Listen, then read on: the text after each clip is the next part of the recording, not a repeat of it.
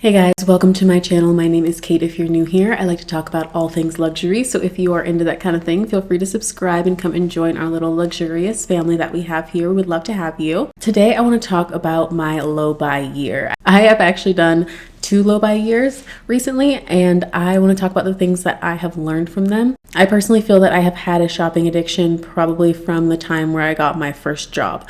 I have always wanted to shop. I have always loved to shop. It has always brought me peace, and it was something that I really leaned toward whenever I was feeling good, when I was feeling bad, when I needed a pick-me-up, when I just wanted something to do, when I was bored. I have always gravitated toward shopping as that solution. And last year I made a video about how I actually cured my shopping addiction, so if you want to check that out after this one, I will link it down below. One of the ways that I started to help my shopping addiction was to do a low buy year. One of the reasons I did it was because I knew that I had a spending problem, especially after the pandemic. I feel like that's when a lot of people really had like bad shopping addictions, was after the pandemic or during the pandemic. If you go back on my channel, you will see that I bought a ton of stuff during the pandemic. I have a ton of unboxings during that period of time. They're still good videos, so if you want to watch, go watch them. But it's clear that I was like constantly shopping and that I was using it kind of as a crutch for my mental health, honestly. So in 2022, my now husband and I moved to California. That was the first time living together. And it's funny because before then, my actions or like my spending just didn't really affect anyone but me. Like, it didn't impact anybody else's life. It didn't matter to anyone else. Like, nobody else was keeping track of me. And I think that I was embarrassed as to how much money I was spending into how many things I was buying, how many packages I was getting in the mail. Living with someone else really makes you look at yourself. I kept seeing minimalism and luxury minimalism as big topics on YouTube. And those were really interesting to me because it was basically the opposite of what I was doing. I got really like pulled into this idea of minimalism, into having a curated closet and into having a curated collection of items instead of having everything. And that's part of what really changed me. I also set a lot of rules for myself, which I'll talk about shortly, and I talked about in the shopping addiction video too, if you're curious. And I felt like kind of dipping my toe into this was me doing that low buy year for the first time. I don't know if I would say that I was super successful the first time around. I think that I know that I spent a lot less money the first low buy year that I did. And then the second low buy year that I did was 2024. My idea of a low buy year and your idea of a low buy year may be different, but when I tell you I spent significantly less money in 2024 than I was spending in 2020, and that's really all that I wanted. And in 2023, I also did a challenge to buy 0 pairs of shoes. I have plenty of shoes. I have a lot of designer shoes. I love them. But also I don't need to keep buying them because I barely wear all of the ones that I have now.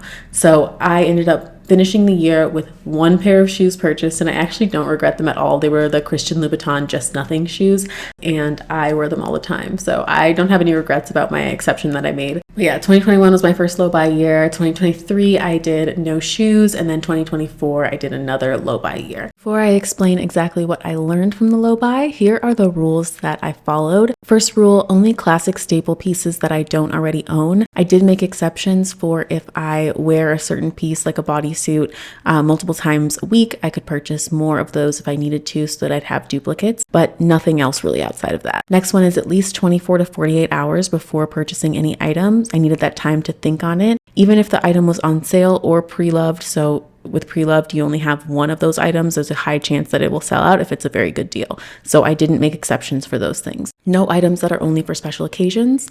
No bags unless I sell another bag. No unplanned purchases due to sales or discounts. No bags that don't fit my Canon G7X. And nothing that I would expect to sell within a year. And that worked out really well for me. So I'm going to talk about the things that I learned from doing that. The first one is honestly my number one piece of advice for anyone who is trying to stop shopping, and it's to put some time in between you seeing the item and buying the item. The first low buy year that I did, I made sure that I had a rule for myself that was I can't buy anything within the first 48 hours of wanting it.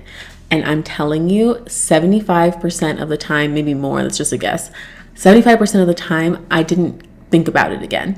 Like, it didn't even pop back up in my head. I didn't even think about it. So I know that putting time in between me and that item is going to give me a much smaller chance of actually buying it and a much smaller chance of actually wanting it anymore. So it's not like I'm depriving myself of anything like I really, really wanted, because if I really wanted it, I would be thinking about it for more than 48 hours.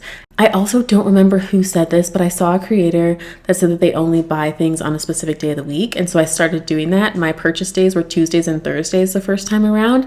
I didn't need to do that anymore when I did my low buy in 2024. I have a lot more self-control than I used to. So I didn't have to do that, luckily, in 2024. But in 2021, that's what I did. And I would only buy things on Tuesdays and Thursdays. And yes, I made exceptions. Yes, I treated myself to quite a few things, and I was not perfect, but it helped me a lot to dial in my spending. The next thing that I learned is that I make better choices. I really liked the idea, like I said, of having a curated closet, a curated collection of things. And thinking about this really made me sell things that I don't use and then buy things that I really, really love now. I have a tendency to gravitate toward wearing black. I like to wear my Lululemon matching sets. I wear those often, and when I go out I wear black dresses typically. And I like a long coat or like a nice coat. I like those too, but the rest of my closet I really wasn't wearing that often. So why would I buy other things that are just going to sit in my closet that I'm not going to wear?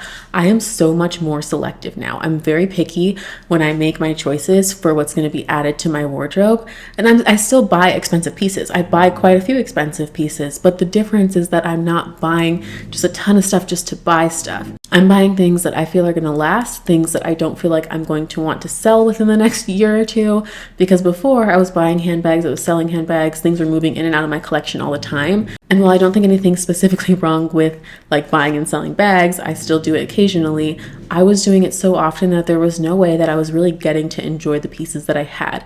And I was losing money, at least a little bit of money on each of them. So it's kind of like, what was the point? Now I have a lot of pieces that I plan on keeping in my collection for a very long time. Not just handbags, that includes clothing and shoes as well. I have a really, really strong collection of items right now that I really love, and it's just not that big of a collection. Like, I don't have very many bags anymore. I used to have tons of handbags. Now I have, I think, 6 or 7 designer handbags, and that sounds like a lot, yes, but for somebody who used to have over 20, that doesn't feel like a lot to me. I was actually thinking about doing a best and worst purchases of 2024 video, and then I realized that I don't have enough worst purchases to talk about, which is amazing. I am so proud of myself for that simple fact of not having enough worst purchases to make a video about it. So I just did best purchases because I have so many good ones from this past year because I did the low buy and I really thought about the things that I bought. This kind of goes along with it, but the next thing is that I really dialed in my style. Like I said, I know what I gravitate towards nowadays, and I'm able to make those choices to know that I'm going to wear something if I add it to my wardrobe. And in order to do that, I have some rules that I set for myself. For example, one of my rules is that I don't buy any handbags where my Canon G7X does not fit into the bag. I was looking for it, but I'm filming on it. I was going to show you. But if my digital camera doesn't fit into my bag, I'm not buying it. One thing that I didn't expect to learn was that I still enjoy scrolling through websites. I still enjoy online browsing, even if I'm not actually buying anything. I thought that I was going to just like kind of lose interest in it, maybe pick up something different because I wasn't buying, but I actually still just like browsing. It's just still fun to me. I still fill up my cart with items. I just don't go through the checkout process. And usually I don't feel the need to buy at all. Usually I am like kind of turned off by the idea of actually purchasing something, but I want to see what's out there, you know? I still have a wish list. I still like shopping. I didn't change. I just changed my habits. And the last thing, and this is pretty specific, so I don't think that this is going to apply to everyone unless you make content. I started making content that had less to do with unboxings, and then I didn't feel as much of a thrill when getting a new bag or getting new shoes because I was going to unbox them on camera and make a video out of it. It was just like a thrilling feeling before of getting something in the mail and I'm going to film an unboxing video so that I can share this excitement with everyone.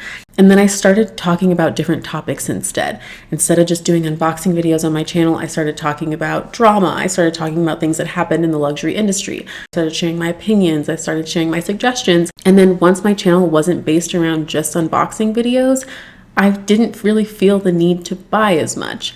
And I don't think that I was consciously buying for the purpose of making videos, but if that's what you do and that's what you get excited about, like getting excited to share something with everyone and being like, oh my gosh, like look at what I got, other handbag lovers. And everybody's like, yay, oh my gosh, it's so pretty, blah, blah, blah. Like there's a thrill that comes with that. So whether you're doing it consciously or not, that adds to additional spending. I don't think I realized it at the time, but now that I talk about other things on my channel, I don't feel the need to buy just to do unboxings. That's pretty much everything that I learned. I mean, I'm sure there are other things that I didn't think about when making this list, but 2025 for me is not a low buy year. I just have better habits. So I'm not going to go just a spending free for all this year or anything, but there are some items on my wish list that I plan on checking off this year because I have learned how to control my spending, which allows quite a bit more room in my budget to be able to make the purchases that I want to make. And that feels really, really good. Thank you so much for watching. If you have any video ideas for me, let me know in the comments down below. If you like these kind of videos, don't forget to subscribe. Also, if you want to follow me on Instagram, I will put my Instagram on the screen. It's Kate Swan. Thanks again for watching, and I will see you in the next one. Bye, guys.